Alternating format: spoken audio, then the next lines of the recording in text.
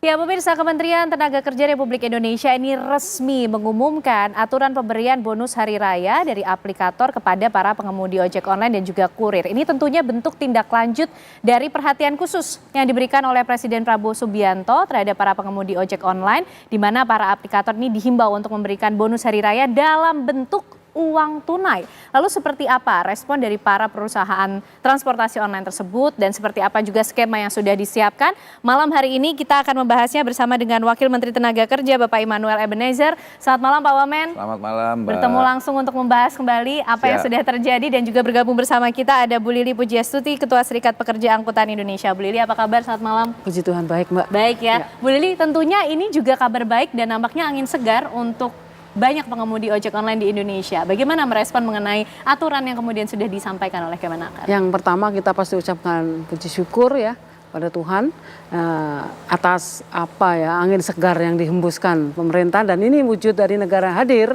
untuk kawan-kawan driver ojol. Karena sudah selama hampir 11 tahun kami tidak pernah mendapatkan yang namanya THR atau THR. Nah, tahun ini kami baru merasakan.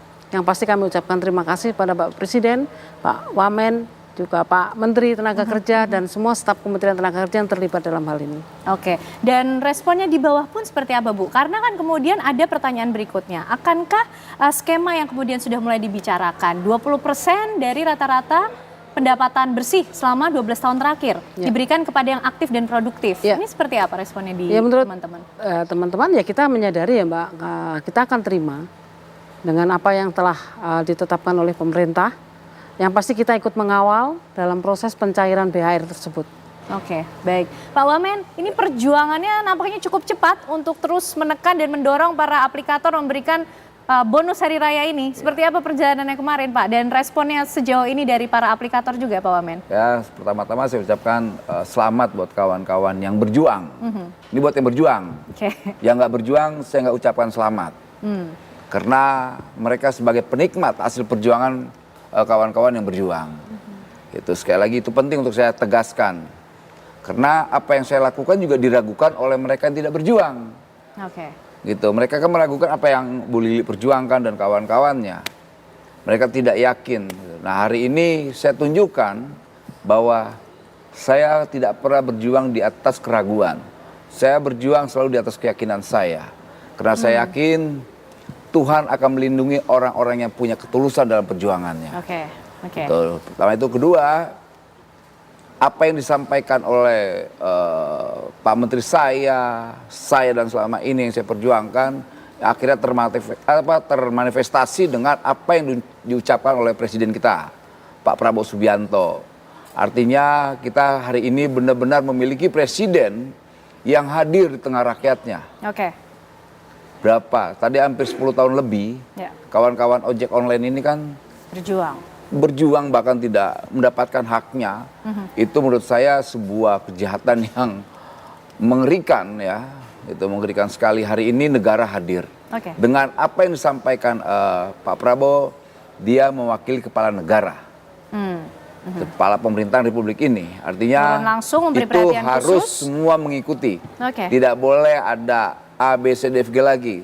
Mereka harus patuh terhadap apa yang disampaikan oleh Presiden saya, Presiden Republik Indonesia, Prabowo Subianto. Dan dipastikan semua aplikator ini patuh untuk bisa mengikuti apa yang disampaikan oleh Presiden, Pak Wamen? Yang disampaikan oleh Presiden Prabowo.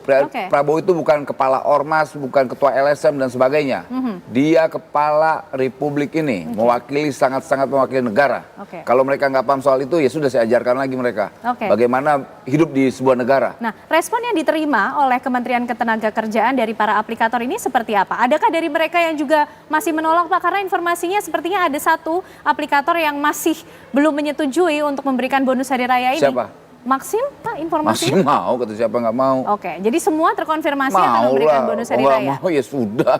Gitu. Dan skemanya yang disiapkan seperti apa Pak Wamen? Tadi yang Mbak sampaikan, 20% dari total apa bersih yang mereka dapatkan ya setahun. Itu misalnya mereka dapatnya 6 juta, jadi 20%. Berarti sekitar 1,2.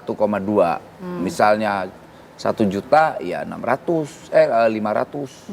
Oke. Gitu. Oke. Untuk mengantisipasi Pak, tadi kan Bu Lili juga mungkin sudah menyampaikan ya, di bawah mungkin mereka merespon dengan baik, tapi mungkin ada saja kelompok-kelompok yang tadi disinggung oleh Pak Wamen yang tidak ikut berjuang, kemudian ada potensi kecemburuan yang timbul, seperti apa Pak Ya Wamen? kita doakan yang tidak berjuang itu semoga BHR ini dikasihkan ke mereka yang berjuang.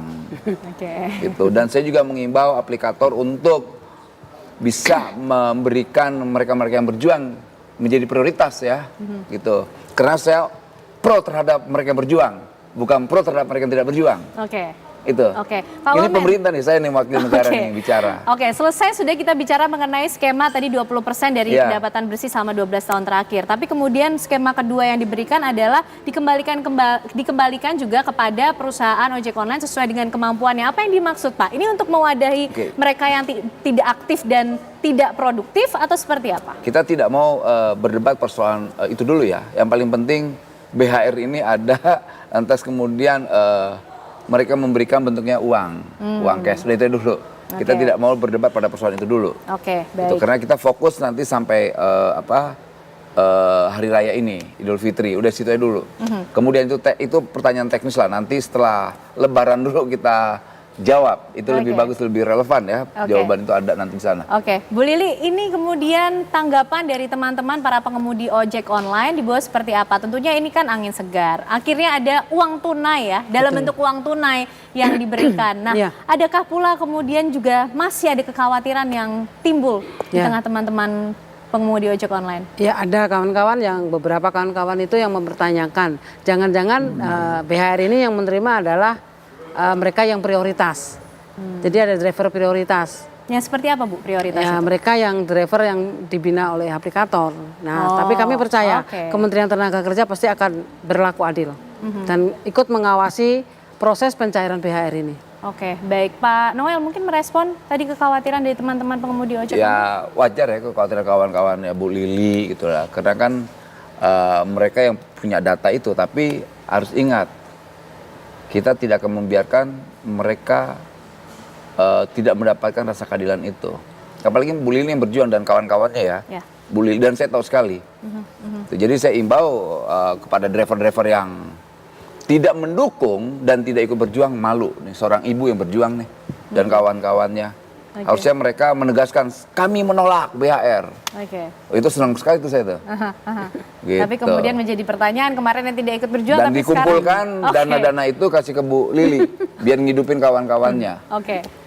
Nah Pak Noel, ini kan nanti kita masih menunggu ya bagaimana implementasi dari penyaluran bantuan hari raya dalam bentuk uang tunai. Jika ini kita berandai-andai, jika kemudian dalam nanti penyaluran itu ada pelanggaran atau mungkin temuan yang dilakukan oleh para aplikator transportasi online ini, sanksinya seperti apa? Saya tidak mau bisa sanksi. Saya bicara tentang ke depan dulu soal implementasi apa yang menjadi perintah presiden. Ya, itu perintah presiden udah. Itu aja dulu. Kemudian kan hari ini ramai-ramai orang buka posko BHR ya di ojek online, padahal mereka tidak berjuang tuh.